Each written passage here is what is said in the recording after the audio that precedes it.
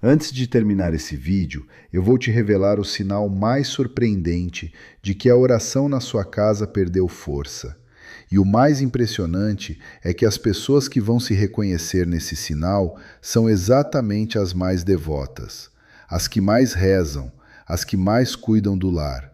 Fica até o fim, porque esse sinal vai te surpreender. Mas antes de qualquer coisa, eu preciso te dizer algo que talvez ninguém ainda teve coragem de dizer para você. A imagem que você colocou com tanto amor pode estar ensinando algo errado ao seu coração. Não porque você errou na fé, não porque a sua devoção é falsa, mas porque há algo na forma como o espaço está organizado que nenhum padre sentou para te explicar direito. E é exatamente disso que eu quero falar hoje. Meu nome é Padre Jonas. Sou padre há mais de 20 anos e cresci em Patos de Minas, no Triângulo Mineiro, numa casa de adobe com chão de cimento frio e janela de madeira que chiava no vento. A minha avó se chamava Dona Fiinha.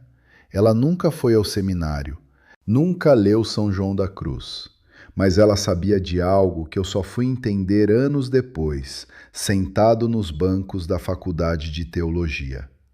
O oratório da casa dela nunca ficava na sala, nunca ficava no quarto, ficava no corredor, sempre no corredor. E quando eu perguntei por quê, menino ainda, ela me olhou com aqueles olhos miúdos de mineira velha e disse: Jonas, o corredor é o caminho de entrada e de saída. Quem passa por ele precisa de bênção 2 vezes, para sair e para voltar. Eu achei que era costume, achei que era coisa de interior, de gente simples que não sabia teologia. Fui para o seminário, li os doutores da igreja, estudei São João da Cruz, Santa Teresa de Ávila, os escritos dos grandes mestres da oração. E aí, um dia, lendo as subidas do Monte Carmelo, eu parei. Respirei fundo e pensei. Minha avó, Dona Fiinha, sabia disso sem precisar de dicionário. É sobre isso que eu quero conversar com você hoje. Não sobre superstição, não sobre decoração religiosa, mas sobre uma verdade que a tradição da Igreja guarda há séculos e que a maioria dos fiéis nunca ouviu explicada com clareza. Antes de eu te mostrar o que essa tradição ensina, deixa eu te fazer um pedido.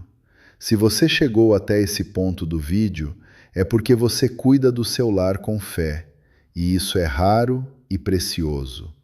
Se você quer continuar recebendo esse tipo de conteúdo toda semana, se inscreva agora no canal. É de graça, e cada inscrição me diz que esse trabalho vale a pena continuar. E se esse assunto já te gerou aquela pulga atrás da orelha, aquele "será que eu estou fazendo certo?", deixa um like. É a sua forma de dizer que esse tema importa. Agora vamos ao que interessa. Eu vou te apresentar 3 revelações hoje. A terceira é a mais importante. Não pula, porque é nela que eu vou entregar o sinal que prometi no início, e também onde você vai entender o que fazer a partir de hoje. São João Paulo II escreveu na Carta Apostólica Rosarium Virginis Mariae, de 2002, que o lar cristão deve ser uma escola de oração, e que onde há um espaço dedicado e ordenado para a oração em família, ali se cria uma tradição que atravessa gerações. Mas onde esse espaço falta ou está desordenado, a transmissão da fé se enfraquece, não por falta de amor, por falta de forma. Guarda essa frase, ela vai fazer sentido ao longo de tudo que vem depois. Antes de eu começar as revelações, preciso te falar de Dona Conceição. Ela tem 69 anos, é de Ituiutaba, lá no interior de Minas Gerais. Viúva há 11 anos, tem 3 filhos, 2 casados e praticantes. O terceiro, o caçula, se chama Rodrigo, 38 anos. Saiu da igreja depois que o pai morreu e não voltou mais. Ela vai à missa todo domingo, reza o terço às 6:30 da manhã, antes do sol entrar pela janela da cozinha. Tem 4 imagens na sala: Nossa Senhora Aparecida, Sagrado Coração de Jesus, São José e um São Bento pequeno que ganhou numa romaria. Já mandou fazer 7 missas pelo Rodrigo. Pediu ao padre da paróquia que conversasse com ele. Fez uma novena de 54 dias a Nossa Senhora do Rosário. Terminou a novena sentindo que havia feito algo importante. Rodrigo não voltou. O detalhe que eu nunca vou esquecer: ela guarda na carteira uma foto do Rodrigo com 12 anos, de terno e gravata borboleta, no dia da primeira comunhão. Toda vez que reza o terço, ela coloca a foto à frente da imagem de Nossa Senhora Aparecida. As mãos tremem levemente quando faz isso. Não de velhice, de emoção contida.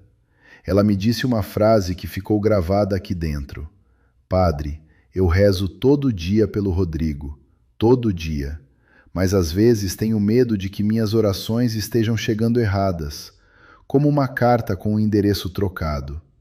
Eu vou voltar a Dona Conceição, mas agora a primeira revelação. Eu chamo isso de a imagem que seus olhos pararam de ver.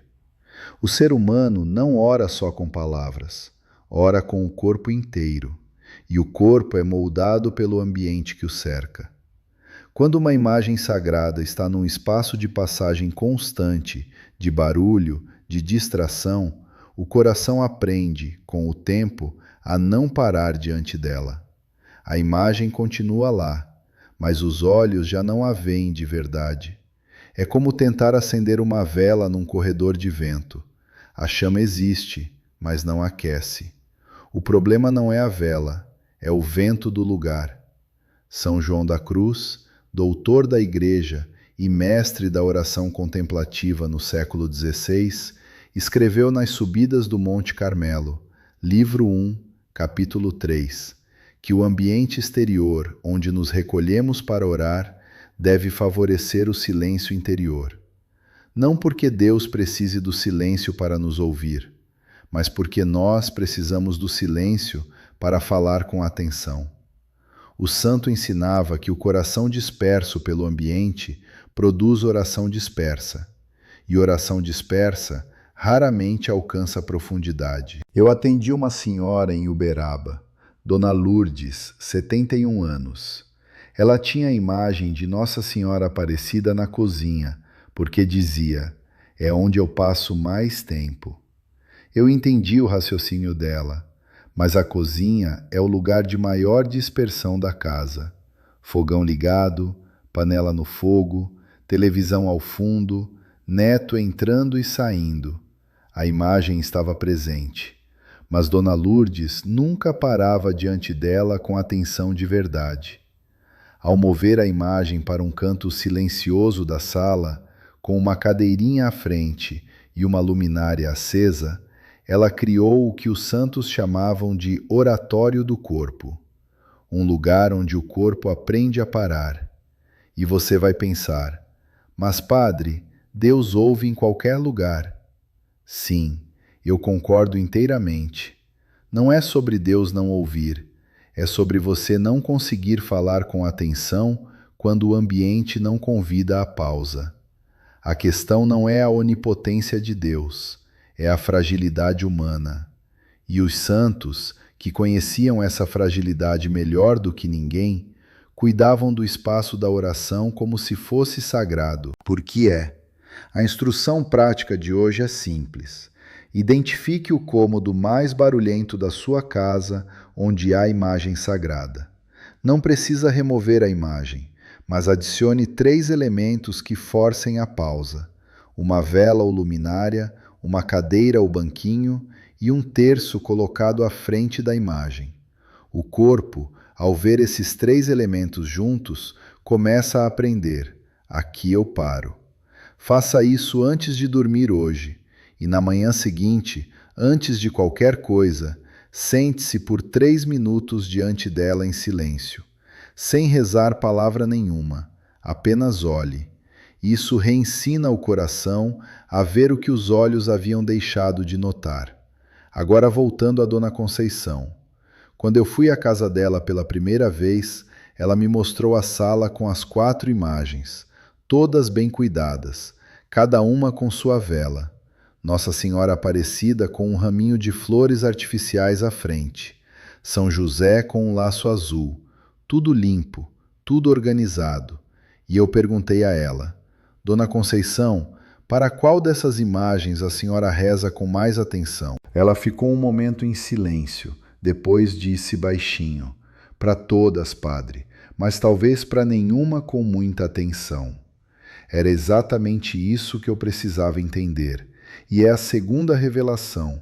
Eu chamo isso de o altar que dispersa sem que você perceba. Existe um padrão que eu vejo em quase todos os lares muito devotos: o acúmulo de imagens como resposta à fé crescente.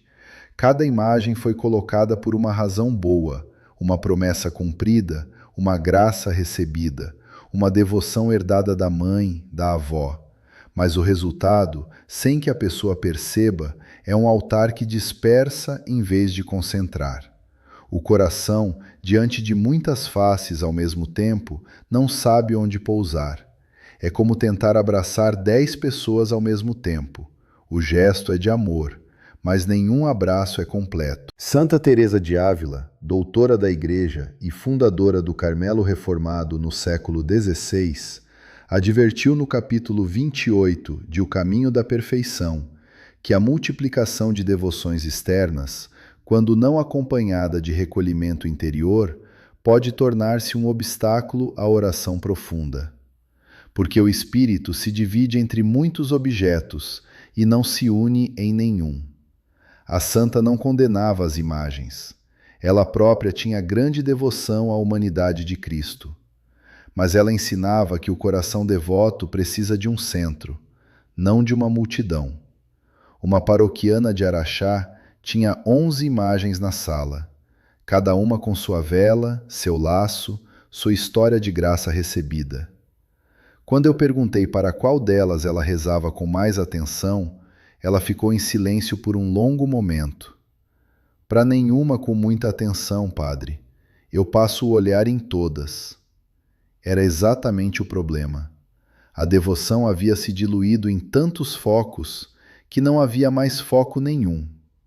E você pode estar pensando, mas minha avó tinha muitas imagens e era santíssima. Sim, e a avó provavelmente construiu uma relação pessoal e íntima com cada uma delas ao longo de décadas de fé vivida. O que funciona para quem construiu essa relação durante 70 anos não é o mesmo ponto de partida de quem ainda está aprendendo a orar com profundidade. O ponto não é o número, é a qualidade da atenção. 2 imagens com atenção plena valem mais do que 20 com olhar disperso. A instrução prática é a seguinte: identifique a imagem principal do seu lar, aquela com quem você tem a relação mais antiga e mais íntima. Mova as demais para outros cômodos, mantendo uma por ambiente no máximo. Não é abandonar os santos, é dar a cada um lugar de presença real, em vez de todos compartilhando um único espaço onde nenhum é realmente visto. Reserve 15 minutos para ficar em silêncio apenas diante dessa imagem principal. Você vai perceber que a oração muda de qualidade, não de quantidade. Dona Conceição fez exatamente isso. Reduziu o altar da sala a 2 imagens, Nossa Senhora Aparecida e o Sagrado Coração de Jesus. Moveu São José para o quarto e São Bento para a entrada, e me disse depois: Padre, parece que agora, quando eu paro diante de Nossa Senhora, ela está olhando só para mim. Agora chegamos ao que eu prometi no início, a terceira revelação, a mais importante, e o sinal que vai surpreender você. Eu chamo isso de a posição que fecha o que você quer abrir. Antes de entrar no mecanismo, preciso te perguntar 5 coisas. Eu quero que você preste atenção e veja quantas dessas situações você reconhece na sua própria casa. Primeiro, você tem imagem sagrada na sala, mas nunca para diante dela de verdade. Você passa, olha de longe e segue em frente. Segundo, você sente que suas orações batem no teto. Você reza, mas tem a sensação de que as palavras não saem do cômodo. Terceiro, você aumentou o número de novenas e terços nos últimos anos, mas a sensação de presença espiritual no lar diminuiu. Mais oração, menos paz. Quarto, há um cômodo da casa onde você evita rezar sem saber explicar por quê, como se o ambiente não abrisse, não acolhesse. Quinto, e esse é o que mais surpreende, você cuida das suas imagens com esmero, limpa, troca as flores, acende a vela toda semana. Mas quando alguém de fora da família entra na sua casa, raramente percebe que há um oratório ali. O sagrado está presente para você, mas invisível para quem chega. E isso reflete exatamente como você sente sua própria fé, real por dentro, mas sem força de irradiação para fora, para os filhos, para a família que você tanto pede. Se você se reconheceu em 3 ou mais desses sinais, essa terceira revelação é diretamente para você. Na tradição litúrgica e na sabedoria pastoral da Igreja, a orientação de uma imagem sagrada no lar não é detalhe decorativo. É uma linguagem simbólica que o coração absorve sem perceber. Quando a imagem está de costas para a entrada principal da casa, o coração aprende, com o tempo, que o sagrado virou as costas para o que entra e para o que sai. A graça que você pede, a proteção, o retorno do filho, a saúde da família é pedida para dentro. Mas a porta, que é o ponto de entrada e saída de tudo na vida, fica sem cobertura. É como construir uma barreira de proteção em volta da casa, mas deixar o portão principal aberto. O esforço existe, mas o ponto crítico está desguarnecido. O padre Gabriele Amorth, exorcista-chefe do Vaticano por mais de 36 anos e autor de Um Exorcista Conta a Sua História, registrou em suas conferências pastorais que em muitos lares onde havia perturbação espiritual persistente, um dos primeiros elementos verificados era a disposição dos objetos sagrados. Não porque os objetos causem perturbação, mas porque a disposição revela o estado de atenção espiritual da família ao espaço doméstico. O padre Amorth ensinava que o lar é uma pequena igreja e que toda pequena igreja tem uma orientação, um centro, uma direção que organiza a oração de quem vive ali. E você pode perguntar, isso não é superstição, padre? Não. Superstição seria crer que a posição da imagem tem poder mágico independente de Deus. O que a tradição ensina é diferente. O ser humano é corpo e alma, e o corpo aprende através dos sentidos. A posição da imagem não muda Deus, muda você. Muda o que seus olhos ensinam ao seu coração toda vez que você passa. E é o coração mudado que ora melhor. Agora a instrução. Vá até a imagem principal do seu lar. Antes de terminar esse vídeo, se possível, observe para onde ela está voltada. Se ela está de costas ou de lado para a entrada principal da casa, reposicione-a hoje. A imagem deve poder ver quem entra, porque simbolicamente é isso que você pede, que o sagrado cubra cada pessoa que atravessa sua porta. Em segundo lugar, coloque a imagem numa altura em que seus olhos encontrem os olhos da imagem naturalmente ao passar. Não muito alta, não muito baixa. Quando o olho encontra o olho, o coração para um segundo, e esse segundo é o início de toda a oração. E lembra do que São João Paulo II escreveu: não basta querer transmitir a fé, é preciso criar o espaço onde a fé pode ser encontrada. Agora as 5 instruções práticas que você pode começar ainda hoje. Primeira instrução: identifique a imagem principal do seu lar e coloque uma cadeirinha ou banquinho à frente dela. O corpo que tem lugar para sentar, aprende a parar. Oração que nasce de corpo parado tem mais profundidade do que oração dita em pé, de passagem. Segunda instrução: tire pelo menos uma imagem do espaço de maior dispersão da sua casa, geralmente a cozinha ou a área de televisão, e leve-a para um cômodo mais silencioso. Não é abandonar aquele espaço, é criar um lugar onde a oração pode aprofundar. Terceira instrução: essa é a que vai parecer mais estranha, mas guarda ela. Durante 7 dias, ao passar pela imagem principal, não reze nada. Apenas pare por 30 segundos e olhe, sem palavras. Isso pode parecer menos do que você faz hoje, mas é exatamente o que os mestres da contemplação ensinavam como primeiro passo: reaprender a ver antes de reaprender a falar. Quarta instrução: reposicione a imagem principal para que ela esteja voltada para a entrada da casa ou para o espaço de maior circulação da família. Não precisa de reforma. Às vezes, é só girar uma prateleira, virar um suporte. Observe por 2 semanas se algo muda na qualidade de como você se sente ao entrar em casa. Quinta instrução: essa é a mais difícil e, por isso, é a mais importante.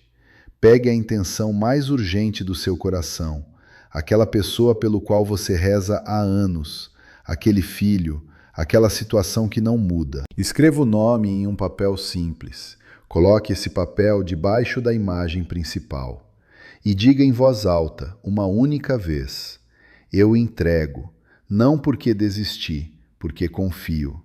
Isso não é resignação, é o ato de fé mais maduro que existe. Reconhecer que você já fez tudo o que estava no seu alcance e que o próximo passo pertence a Deus. Quando você faz isso, você não está desistindo do Rodrigo. Você está fazendo o que o amor de Deus faz o tempo todo: confiar que há um caminho mesmo quando você não consegue ver. Agora eu preciso te contar o que aconteceu com Dona Conceição. 40 dias depois de reposicionar as imagens, criar o espaço de pausa e reduzir o altar, ela me ligou e disse: Padre, o terço começou a doer menos e a consolar mais. Ela não conseguia explicar exatamente o que havia mudado, mas algo havia mudado.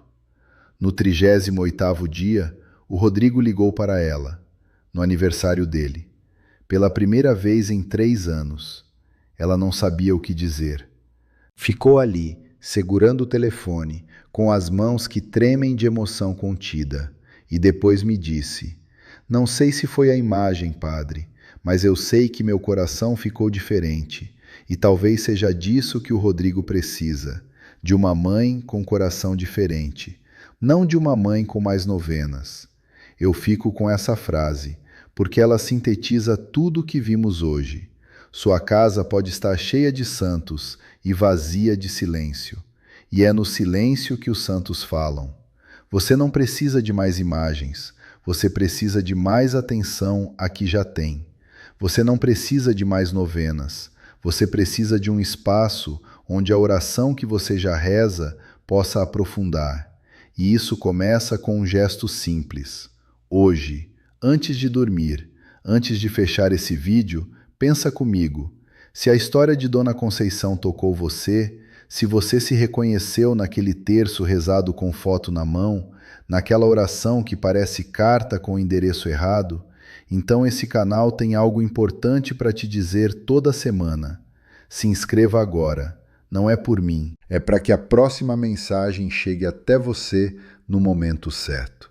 E se esse vídeo te deu algo que você vai levar para casa hoje, um olhar diferente, um gesto diferente diante da sua imagem, compartilha com alguém que também cuida do lar com fé.